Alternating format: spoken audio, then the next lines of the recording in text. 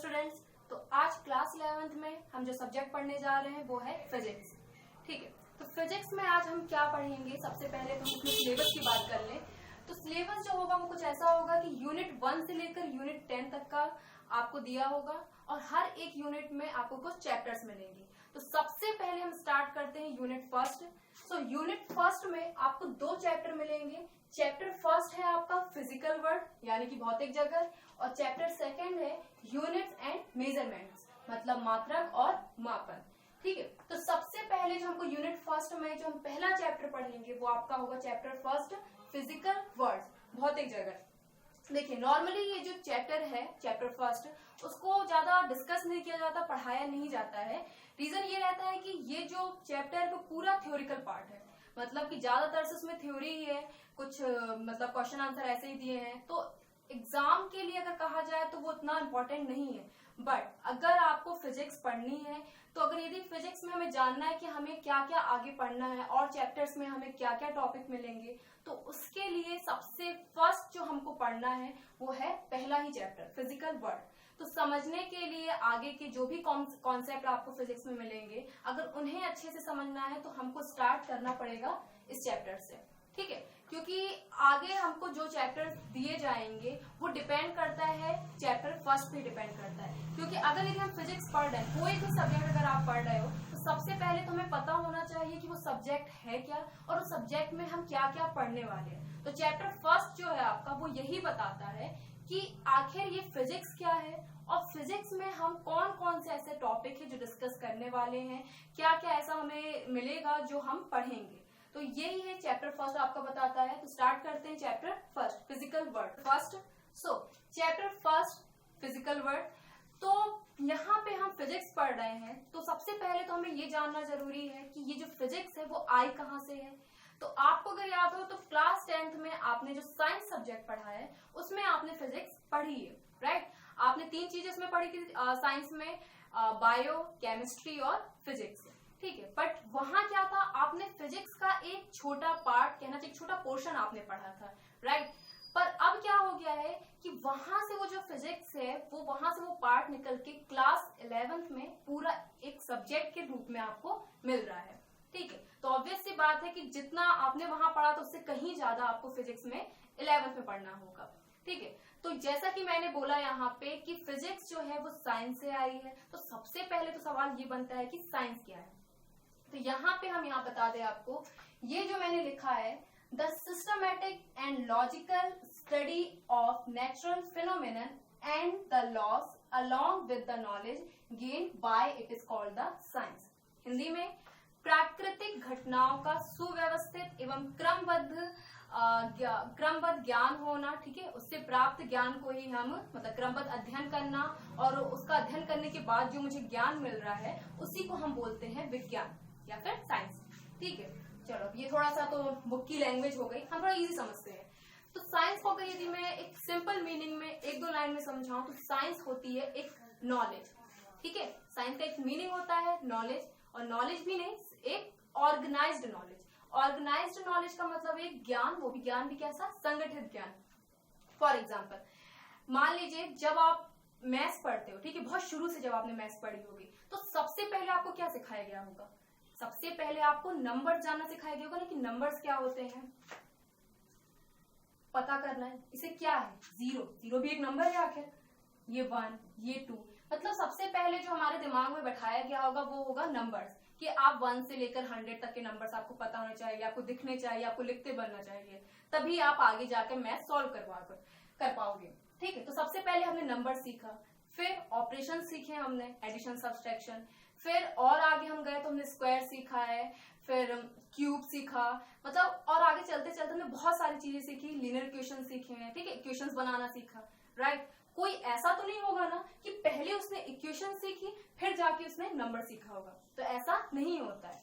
तो साइंस भी एक ऐसी सब्जेक्ट है, मतलब कहना चाहिए साइंस जो है वो यही कहता है कि हमको किसी भी चीज का जो ज्ञान मिल रहा है, ठीक है, कोई भी चीज जो हमें मिल रही है, जिस चीज का हम ज्ञान लेना चाहते हैं, स्टडी करना चाहते हैं, तो वो ज्ञान भी मुझे कैसा मिले, ऑर्गेनाइज्ड मिले, सिस्टमैटिक मिले, स्टेप बाय स्टेप मिले। ठीक है, तो ये जो मैंने एक वर्ड यूज किया है यहाँ पे नेचुरल फिनोमिनन, ठीक है, इसका हिंदी मीनिंग होता है है प्राकृतिक घटना। आप सब समझते हो नेचर, नेचर सब प्रकृति जो हमारे आसपास चारों चीज दिखाई दे रही है चारों तरफ, ठीक है। तो नेचुरल फिनोमेनन का मतलब यहाँ पे वही है कि साइंस कह रहा है कि नेचर में जितनी चीजें घट रही है, ठीक है, नेचर में जो जो चीजें हमें दिखाई देती है उन्हीं की स्टडी करने या फिर उन्हीं का नॉलेज हमको होना, ठीक है। नेचर में बहुत सारी चीजें हो रही है, बरसात हो रही है, क्या भूकंप आ रहा है, बाढ़ आ रही है, ठीक है, तो ये सारी चीजें हमें दिखाई देती है ना। फिनोमेनन का मतलब होता है घटना, ठीक है। तो अगर मैं कभी वर्ड बार बार यूज करूं फिनोमेनन फिनोमेनन, तो समझना इसका मीनिंग होता है घटना, ठीक है। तो वही चीजें हम बोल रहे हैं कि नेचर में जो भी फिनोमेना हो रहा है, जो भी घटनाएं हो रही हैं, तो वो जो चीज हमें दिखाई दे रही है तो उसका नॉलेज हमको हो रहा है, और वो नॉलेज भी कैसा हो रहा है, एक ऑर्गेनाइज नॉलेज हो रहा है, ठीक है। उसी की हमको ज्ञान हो रहा है कि ये क्यों हुआ, अगर भूकंप आया तो इसकी वजह क्या है, तो उसका ज्ञान हमें मिल रहा है। और ज्ञान भी कैसा मिल रहा है, सिस्टमेटिक मिल रहा है। आप शायद जो मैंने मैथमेटिक्स में अभी जो समझाया एक नंबर्स ये वाला एग्जांपल लेकर कि पहले हम नंबर्स जानते हैं फिर हम इक्वेशंस बनाना सीखते हैं, वैसे ही साइंस, अगर हम कोई चीज पढ़ रहे हैं तो हम डायरेक्ट उसका सीधे आगे नहीं पहुंच जाएंगे, हम पहले उसका बेस पता करेंगे आखिर कि ये कैसे हुआ, ठीक है। स्टेप एक, first step, second step, third step, ऐसे कर करके हम यहाँ पे पढ़ेंगे। चलिए, तो साइंस का अगर हम एक सिंपल मीनिंग यहाँ बोले तो साइंस का एक ऑर्गेनाइज्ड नॉलेज है। कोई भी चीजें जो हमारे आसपास घट रही है, नेचर में जो भी घटना हो रही है, उनका नॉलेज होना, और नॉलेज भी कैसा होना, सिस्टमेटिकली होना। चलिए, तो ये हो गया हमारा साइंस। अब हम यहाँ पे बात करेंगे फिजिक्स की, जो कि मेरा सब्जेक्ट है, ठीक है। तो साइंस में फिजिक्स का क्या रोल है, फिजिक्स क्या होती है, क्या है भौतिकी, ठीक है। देखो, कोई भी सब्जेक्ट अगर हम पढ़ते हैं सबसे पहले तो हमको सब्जेक्ट के बारे में पता होना चाहिए कि जो ये सब्जेक्ट है वो सब्जेक्ट आखिर है क्या, ठीक है। मैथ्स क्या है, फिर जाके हम देखते हैं कि आखिर उस सब्जेक्ट में हमें क्या क्या पढ़ना है। तो सबसे पहले हमारा यहाँ बनता है कि आखिर फिजिक्स क्या है। लिखा है the word physics is derived from the Greek word fuses which means nature. मतलब जो फिजिक्स है वो ग्रीक भाषा के एक शब्द फ्यूजिस से हमको मिला है, ठीक है, जिसका मतलब होता है नेचर। नेचर मतलब प्रकृति। तो यहाँ पे फिजिक्स है क्या, क्या होती है फिजिक्स, ठीक है। तो पहला क्वेश्चन अगर आपका बनता है व्हाट इज फिजिक्स, भौतिकी क्या है, तो physics is the study of nature and natural phenomenon. मैं आपसे बोल चुकी हूँ, जब भी मैं फिनोमेनन वर्ड बोलूं आप सीधे समझ जाना मतलब क्या होता है। नेचुरल फिनोमेनन का मतलब प्राकृतिक घटना।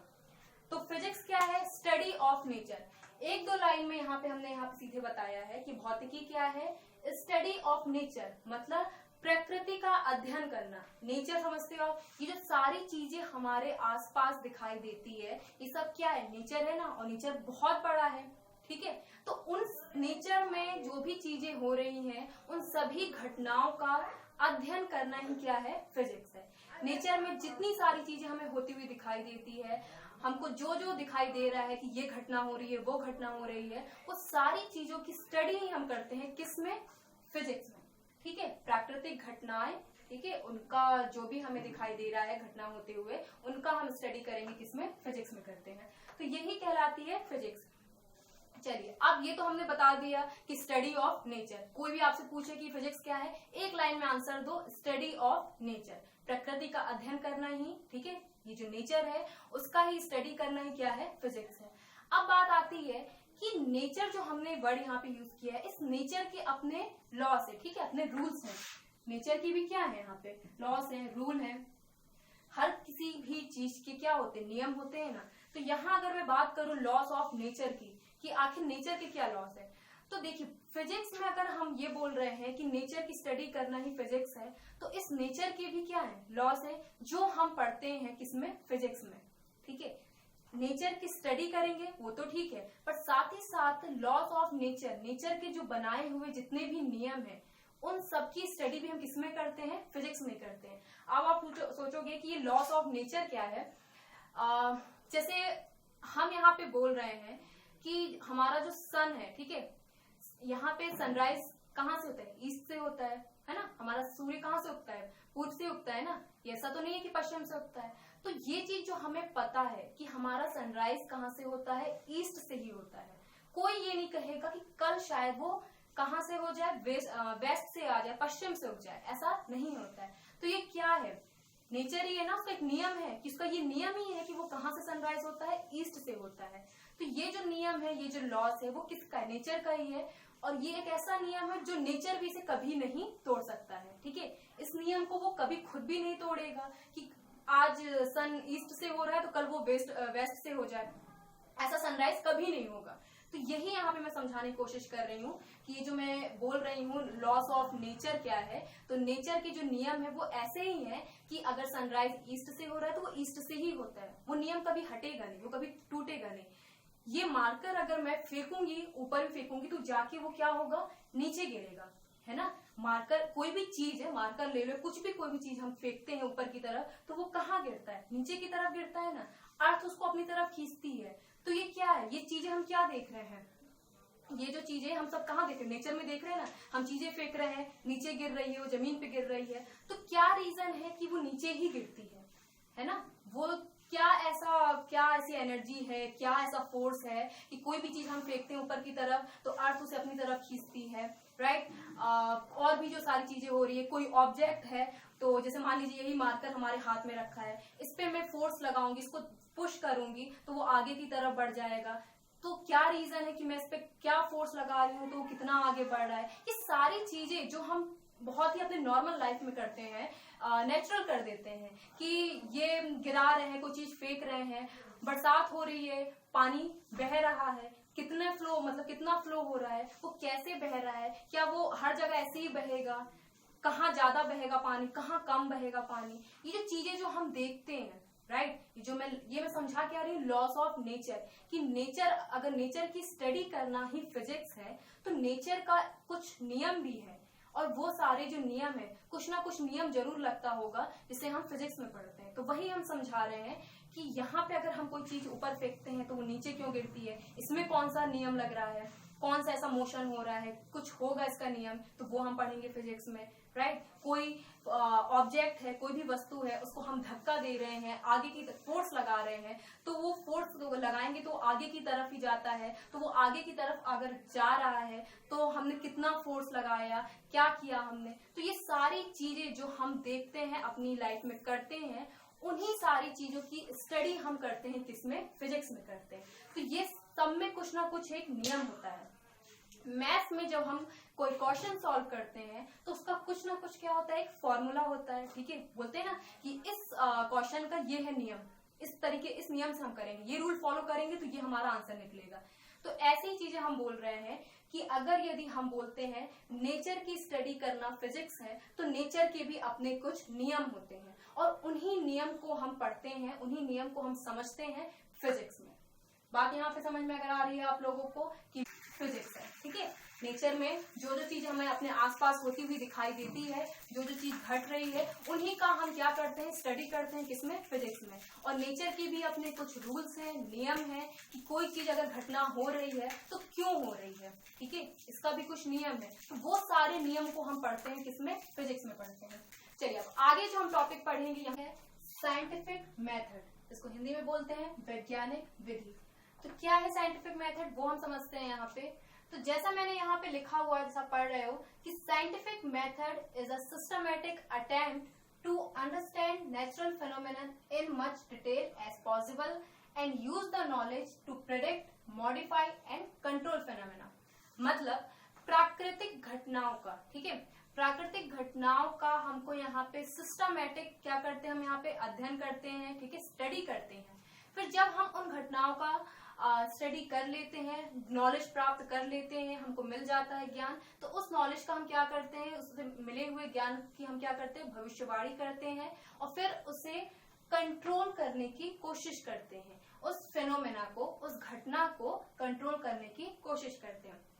चलिए ये तो हो गया अपनी बुक की लैंग्वेज। अब हम थोड़ा सा इसको एग्जाम्पल के तौर पे समझाएं कि साइंटिफिक मेथड है क्या यहाँ पे। तो साइंटिफिक मेथड में ये बोला जा रहा है कि अभी जैसे कि हमने फिजिक्स में क्या बात करी है, लॉस ऑफ नेचर, ठीक है, नेचर के नियम की बात की, नेचर की बात की, ये जो हमारे सामने जो जो चीजें हमें नेचर में दिखाई देती है, ठीक है, जो जो घटना होती है, तो उन्हीं चीजों की जो हम देख रहे हैं, ठीक है। जब हम नेचर के लॉस समझ चुके हैं, नेचर के नियम समझ चुके हैं, नेचर के बारे में हम ये जान चुके हैं कि नेचर में कौन कौन सी चीजें घटती हैं, कौन कौन सी घटनाएं होती है, उनका नॉलेज मुझको मिल चुका है, ठीक है। फिर अगर वो मैंने नॉलेज मुझे मिल चुका है तो उस नॉलेज का यूज मैं क्या करती हूँ, जैसे हम कोई चीज स्टडी कर लिए, ठीक है, स्टडी कर लिया, नॉलेज मिल गया, तो उस नॉलेज का यूज हम करके क्या करते हैं, उसका प्रेडिक्शन करते हैं, भविष्यवाणी करते हैं, फिर कोशिश करते हैं उस घटना को, उस फेनोमेना को कंट्रोल करने की। फॉर एग्जाम्पल, जैसे कि हमको पता है, जैसे मैंने बोला ना नेचुरल फेनोमेना मतलब कि प्राकृतिक घटना क्या हो सकती है, भूकंप आता है, ठीक है, तो ये क्या है, नेचुरल फेनोमेना है। तो यहाँ पे वही बोल रहे हैं कि भूकंप आ रहा है, तो हम क्या कोशिश करते हैं, हम क्या करते हैं, उसकी स्टडी करते हैं, ठीक है, कि क्यों आया, कैसे आया, फिर एक मतलब कैसे कब आ सकता है, ऐसी चीजें जो हम क्या कर रहे हैं, उनकी स्टडी कर रहे हैं। फिर स्टडी करने के बाद हम उसका नॉलेज ले लेते हैं, हमको पूरा नॉलेज हो जाता है। फिर उस नॉलेज का यूज हम क्या करते हैं, मैंने यहाँ जो लिखा है, and use the knowledge to predict मतलब कि उस नॉलेज का यूज हम क्या करते हैं, उसकी हम भविष्यवाणी करके करते हैं, कि हम बोलते हैं जैसे कि अब हमने बोला कि हमको ये पता चल गया कि भूकंप क्यों कैसे आ रहा है, तो हम उसका यूज करते हैं, भविष्यवाणी करते हैं कि ये भूकंप अब फिर कब आ सकता है या कैसे आ सकता है, ठीक है। तो उस चीज का जब नॉलेज हो जाता है, हम प्रेडिक्शन कर देते हैं, तो हम कोशिश करते हैं कि हम उस फेनोमेना को, उस भूकंप को क्या कर सके, कंट्रोल कर सके। तो ये जो सारी चीजें जो होती है कि नेचर में जो जो घटनाएं हो रही है, तो उन घटनाओं की स्टडी करके हमको जब नॉलेज मिल जाता है, फिर उस नॉलेज का हम प्रेडिक्शन करते हैं और उस क्या बोलते हैं, घटना को कंट्रोल करने की कोशिश करते हैं। तो जो सारी चीजें हम करते हैं वो हम किस मेथड से करते हैं, साइंटिफिक मेथड से करते हैं, ठीक है। यहाँ पे जो मेथड यूज होती है वो कैसी होती है, साइंटिफिक, वैज्ञानिक विधि। क्योंकि अगर यदि हमारे जो साइंटिस्ट होते हैं तो उनको होता है ना, काफी चीजें हमें पता चल जाती है, ऐसा होने वाला है, मौसम विभाग की जानकारी जो हमें मिल जाती है कि अब वेदर कब चेंज होने वाला है, या फिर जो भी चीजें जो हमें न्यूज में देखने को मिलता है, भूकंप आने के आसार है, जस्ट लाइक ऐसी चीजें जो हमें पता चलती है। तो सब क्या है, ये कैसी मेथड है, वहां पे फिजिक्स में ये सारी जो मेथड होती है उसे हम बोलते क्या है, साइंटिफिक ही मेथड बोलते हैं। आई होप वहां से आप समझ जाना है यहाँ पे कि वैज्ञानिक विधि का सीधा मीनिंग यही होता है, हमारे आसपास नेचर में जो भी सारी चीजें हो रही हैं तो उन्हीं की हम स्टडी करें, उनका नॉलेज प्राप्त करें, फिर कोशिश करें कि हम उस नॉलेज का यूज करके कि वो जो भी फिनोमेना है, घटना है, उसको हम कंट्रोल कर सके। वो जो भूकंप वाला एग्जाम्पल दिया है उसमें आप समझ जाओगे, ठीक है। तो यही होता है साइंटिफिक मेथड। तो वो सारी चीजें जो हम सब कुछ करते हैं ना, भूकंप का स्टडी करना कि प्राकृतिक घटनाएं हैं, फिर उसको हमको रोकने की कोशिश करना, कंट्रोल करने की कोशिश करना, ये सारी चीजें हम करते हैं, वो हम किस मेथड में करेंगे, साइंटिफिक मेथड में। अब साइंटिफिक मेथड की भी अपनी एक प्रोसीजर है, अपने स्टेप्स हैं, वो हम आगे देखते हैं, ठीक है। जो हमने भी पढ़ी तो हमने आपको बताया कि इसके कुछ स्टेप भी होते हैं, ठीक है, कौन कौन से प्रोसीजर्स हैं। तो ये स्टेप्स लिखे हुए हैं 1 से लेकर 6 तक। तो ये साइंटिफिक मेथड में ये जो चीजें स्टेप दी गई उनको हम अगर समझाएं तो फर्स्ट क्या लिखा है, ऑब्जर्वेशन, ठीक है, हिंदी मैंने यहाँ पे लिख दिया, ये भी आप देख सकते हो।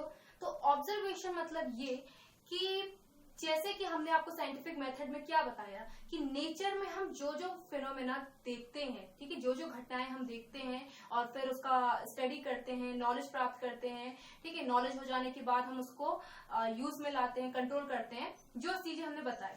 तो ऑब्जर्वेशन में वही बोला जा रहा है कि नेचर में हम जो चीजें होते हुए देख रहे हैं, फॉर एग्जाम्पल अगर मैं लूँ यहाँ पे बरसात हो रही है, ठीक है, पानी गिर रहा है, तो पानी जो हम देख रहे हैं तो हम क्या देख रहे हैं कि बरसात होने के बाद पानी का कैसा फ्लो हो रहा है, पानी बहता जा रहा है, ठीक है, पानी का बहाव हो रहा है, कहीं ज्यादा तेजी से पानी फ्लो हो रहा है, कहीं कम तेजी से पानी फ्लो हो रहा है। तो नेचर में हम ये सारी चीजें क्या कर रहे हैं, देख रहे हैं, ऑब्जर्व कर रहे हैं, ठीक है। तो नेचर में जो चीजें हम देखते हैं उनको सामने से सब देख रहे हैं कि क्या चीज कैसे हो रही है, कि कैसे पानी गिर रहा है, कैसे कैसे फ्लो कर रहा है, कहाँ ज्यादा फ्लो कर रहा है, कहाँ कम फ्लो कर रहा है, तो उसे हम क्या करते हैं, ऑब्जर्व करते हैं। तो पहला स्टेप यही कहलाता है, ऐसी चीजों का, नेचर में होती हुई चीजों को हम क्या करते हैं, देखते हैं, समझते हैं, यानी कि हम क्या करते हैं, ऑब्जर्वेशन करते हैं उसका, ठीक है, ऑब्जर्व करते हैं।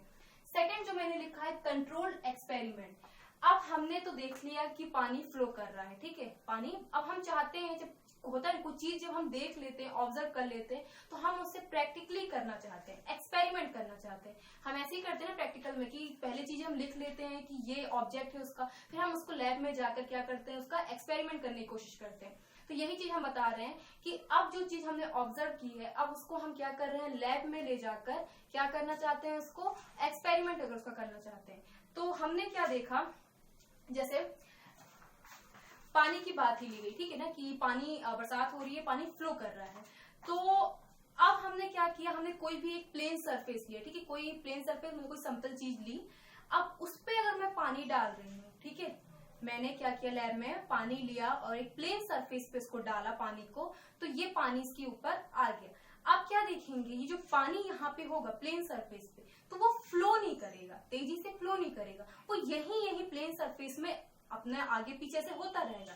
बट वो जैसे हमको नेचर पे होता हुआ ऐसे फ्लो करते हुए दिखाई दे रहा था, वो हमको इस प्लेन सरफेस पे होता हुआ नहीं दिखाई दे रहा है। आपने भी देखा होगा कि जब किसी प्लेन सरफेस पे, ऐसी जमीन पे हम ऐसे मतलब पानी डाल देते हैं, अगर हम इसी पे पानी डाल देंगे तो ये ऐसे फ्लो करते हुए, ठीक है, ऐसे बहते हुए हमें तो दिखाई नहीं देगा ना, उसी प्लेन सरफेस पे हमें वो इधर उधर होते हुए दिखाई देगा। तो ये हमने किया, लैब में ले जाकर एक प्लेन सरफेस पे पानी को डाला, ठीक है। तो इससे हमें क्या पता चला, तो क्या हमने यहाँ पे देखा कि वहां जब हमने देखा था कि पानी क्या है, फ्लो कर रहा है, तो मुझे पता क्या चला, इससे चीज से हमें क्या पता चला कि वो पानी क्यों फ्लो कर रहा था, क्योंकि वहां जो चीज थी, जो सरफेस था, वो कैसा था, इंक्लाइन था। इंक्लाइन मतलब कि ढलान थी वहां पे, ठीक है। वो चीज कैसी थी, टेढ़ी थी। जब कोई चीज ऐसी ढलान होती है तो पानी बहुत तेजी से फ्लो करता है, ठीक है। ढलान वाली जगहों पे पानी क्या कर रहा है, तेजी से फ्लो कर रहा है। और वही चीज अगर प्लेन सरफेस में है तो पानी फ्लो नहीं कर रहा है। तो यहाँ पे हमने क्या देखा, ऑब्जर्व कर लिया कि वो चीज वहां पे फ्लो इसलिए कर रही थी क्योंकि वहां पे हमारी जो सरफेस था वो कैसा था, ढलान वाला था, ठीक है। तो ये जो चीजें हमने देखी, जो ऑब्जर्व कर ली, वो हमने किसमें किया, कंट्रोल एक्सपेरिमेंट में। क्योंकि हम जब चीज नेचर में देख रहे थे कि पानी फ्लो कर रहा है, सब चीजें हम किसमें, नेचर में देख, तो नेचर पे अपना कंट्रोल नहीं है, पानी गिर रहा है, पानी फ्लो कर रहा है, कहाँ ज्यादा फ्लो करेगा, कहाँ कम फ्लो करेगा, जहां ढलान होगा, जहां कम ढलान होगा, तो ये नेचर है, ठीक है। तो नेचर में वो कुछ भी कर सकता है, वो उसका कंट्रोल है। पर अगर उस चीज को हम लैब में जाकर करेंगे, तो वो एक्सपेरिमेंट जब करेंगे तो उस पर क्या रहेगा, हमारा कंट्रोल रहेगा। हम अपने तरीके से उसको ऑब्जर्व करके उसका हम कर सकते हैं। जब हमने देख लिया कि प्लेन सरफेस पे वो पानी फ्लो नहीं कर रहा है, नहीं बह रहा है, तो हमको पता चल गया कि वहां पे पानी इसलिए फ्लो कर रहा था क्योंकि वहां पे जो जमीन थी, सरफेस था, वो ढलान वाला था। तो हमने अपने लैब में उस चीज को, प्लेन जगह की जगह पे हमने थोड़ा सा उस चीज को हमने क्या कर दिया, ढलान ला दी, इंक्लाइन कर दिया, ठीक है, वो हमने टेढ़ी कर दी। जो चीज प्लेन सरफेस हमने लिया तो वो सरफेस अब प्लेन ना करके हमने क्या कर दिया, वहां पे ढलान ला दिया, इसकी वजह से मेरा जो वही पानी जो था वो फ्लो करने लगा। तो ये क्या किया हमने, खुद से किया, उस चीज पे हमारा कंट्रोल था, हम इस चीज को क्या बोलते, ढलान कर सकते थे, क्योंकि ये हम लैब में जाकर कर रहे थे।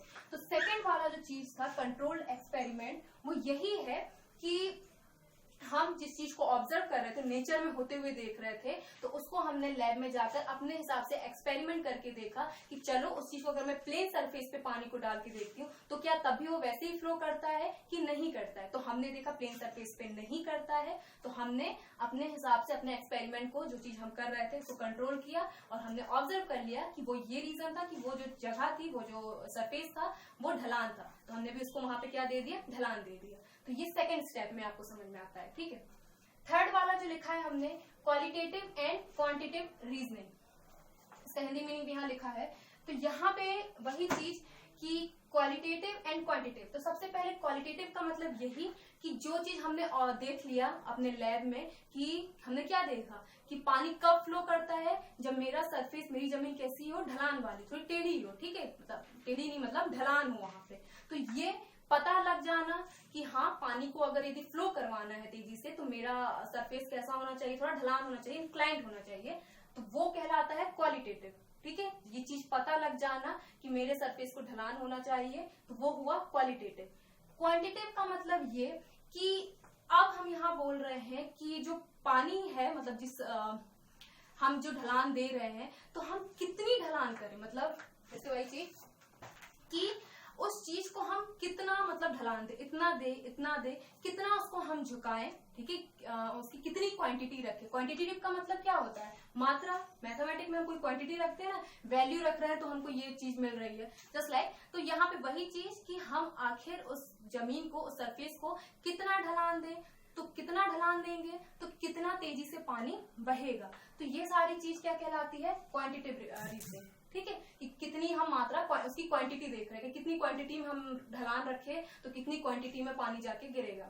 तो ये है। और क्वालिटेटिव का बता दिया कि हमारे पानी फ्लो तब करेगा जब हमारा सरफेस कैसा थोड़ा ढलान में हो, तो ये चीज पता लग जाना क्वालिटेटिव।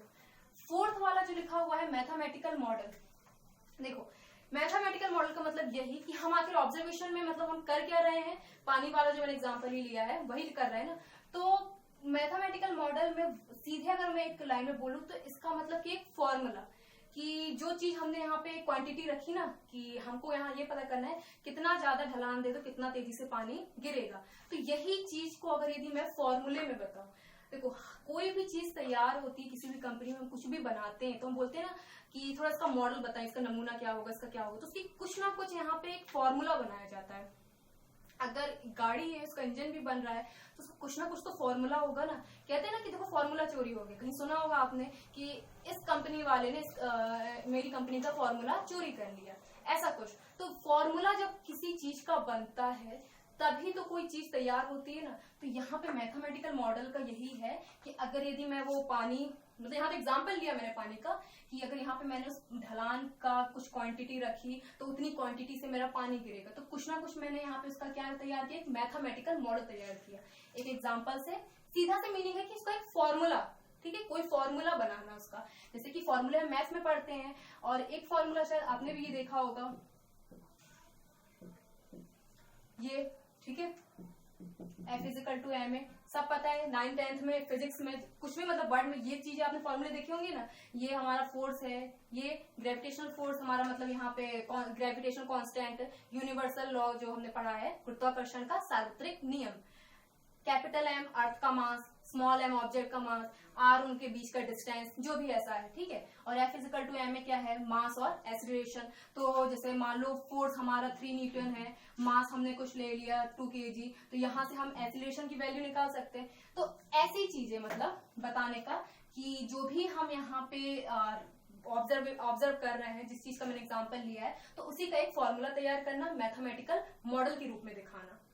ओके, नाउ फिफ्थ अगर हम बात करें प्रेडिक्शन की, तो वही भविष्यवाणी की। अब हमने चीजें फॉर्मूले के रूप में तैयार कर ली, मॉडल बना लिया, तो उसको हम प्रेडिक्ट कर देंगे, भविष्यवाणी कर देंगे। देखो हमने उस चीज का क्या कर दिया, यहाँ पे फॉर्मूला तैयार कर लिया है, तो वही चीज हम क्या कर रहे हैं, प्रेडिक्ट कर रहे हैं, उसको हम बता रहे हैं, यानी कि भविष्यवाणी कर रहे हैं। एंड लास्ट वेरिफिकेशन का मतलब ये कि अब जो हमने ऑब्जर्व किया था, ये 5 स्टेप हमने कर लिए ना, ऑब्जर्वेशन भी कर लिया, उसको लैब में ले जाकर एक्सपेरिमेंट भी करके देख लिया, फिर उसकी क्वांटिटी क्वालिटेटिव सब देख लिया, फॉर्मूला भी तैयार कर लिया, प्रेडिक्ट भी कर लिया। तो वेरिफिकेशन का मतलब ये कि अब सारी चीजें क्या है, अगर सही है, ठीक है, वेरीफाइड है, कि अगर जो चीजें हमने बात की, जो ऑब्जर्वेशन किया वो मेरा बिल्कुल सही है, तो ठीक है, मतलब वेरिफिकेशन मतलब कि चीज या तो वो सही होगी। बट अगर यदि जो चीजें हमने इतना कुछ किया फिर भी मेरा जो है, मतलब जो भी मैंने ऑब्जर्व किया वो सब कुछ क्या हो जाता है, वो वेरिफिकेशन में क्या हो जाता है, गलत हो जाता है, यानी कि हम फिर से ऑब्जर्व करेंगे,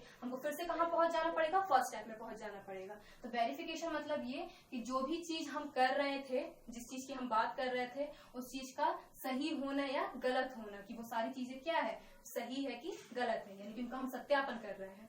तो साइंटिफिक मेथड में हमने आपको बताया, साइंटिफिक मेथड क्या है, नेचर में जो चीजें हो रही हैं उनका हमें स्टडी करके नॉलेज मिल जाना, फिर उस नॉलेज का यूज करना, ठीक है, वैज्ञानिक विधि। फिर साइंस बता दिया क्या है, ऑर्गेनाइज नॉलेज, ठीक है। वो एग्जाम्पल से समझोगे, एग्जाम्पल क्यों बता रही हूँ मैं यहाँ पे, आपको चाहूँ तो सीधे सीधे डेफिनेशन भी बता सकती हूँ, बट एग्जाम्पल के जरिए जो चीजें हमें समझ में आती है वो बुक की लैंग्वेज या फिर एक डेफिनेशन से समझ में नहीं आती है। तो साइंस का भी आप वो मैथमेटिक्स का जो एग्जांपल मैंने दिया था कि स्टेप बाय स्टेप सिस्टमेटिक का मतलब क्या, और फिजिक्स क्या है, कोई पूछे study of nature and natural phenomena, मतलब कि हम यहाँ पे प्रकृति का जितना अध्ययन करते हैं, जो चीजें हमें दिखाई देती है नेचर में, उन सब चीजों की स्टडी करना ही क्या है, फिजिक्स है। सारी चीजें हम किसमें करते हैं, फिजिक्स में। साथ में हमने ये देखा कि नेचर के कुछ अपने नियम हैं, लॉस हैं, रूल्स हैं, ठीक है, तो लॉस ऑफ नेचर देखा, वो और आपको एग्जाम्पल से ही बता दिया कि अगर कोई चीज हो रही है तो क्यों हो रही है, ठीक है, सनराइज ईस्ट से हो रहा है तो क्यों हो रहा है, चीजें गिर रही हैं तो जमीन पे ही क्यों गिर रही है, फोर्स कैसे लगा रहे हैं तो वो आगे बढ़ रहा है, ऐसी चीजें। तो ये सब क्या है, नेचर के नियम है, और ये नेचर के नियम भी हम किसमें पढ़ते हैं, फिजिक्स में। फिर थर्ड स्टेप वही साइंटिफिक मेथड, और फिर साइंटिफिक मेथड को वही मैंने किसमें बता दिया, एक स्टेप में समझाया कि कोई चीज का पहले हम ऑब्जर्वेशन करते हैं, फिर जब हम उस चीज को देख लेते हैं कि अच्छा नेचर में ये चीज हो रही है, उसको लैब में जाकर एक्सपेरिमेंट करते हैं, फिर उस चीज का हम मतलब चेक कर लेते हैं, एनालाइज कर लेते हैं यहाँ पे कि वो चीज, हाँ हमने ऐसा किया, ऐसा देख लिया कि अच्छा वो क्या रीजन था कि पानी ज्यादा फ्लो कर रहा था, क्योंकि वो सरफेस कैसा था, इंक्लाइन था, ढलान थी। फिर उस चीज का फॉर्मूला भी तैयार कर लिया, मैथमेटिकली मॉडल में भी दिखा दिया कि जो चीज हम ऑब्जर्व किए थे उसका ये फॉर्मूला हमने बना दिया। फिर उसको प्रेडिक्ट भी कर दिया। प्रेडिक्ट करने के बाद हमने उसका वेरिफिकेशन भी कर दिया कि ये चीज सही है कि गलत है।